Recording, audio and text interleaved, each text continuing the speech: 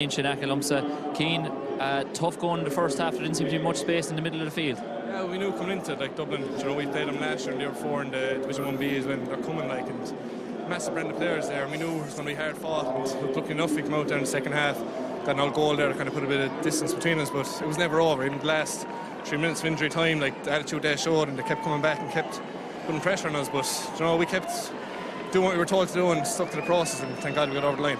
And would you feel there was an increase in work rate in the second half? It seemed to that from the sideline that you seemed to be getting the tackles in a bit better and kind of getting on top for the breaking ball. Yeah, well, that's huge. Like, you know, it comes back to the basics in hurling really on days like this. There's strong wind there, like, but we just kept working hard. A few balls might have gone astray there in the first half. The touch wasn't kind of sticking, but we said at half time, come out, work hard, and hopefully everything else will look after itself. And, you know, absolutely delighted to come away with the win, but great credit to Dublin there and what they've done, and they put us to the sword, and, you know, we have to knuckle down now and look forward to next week.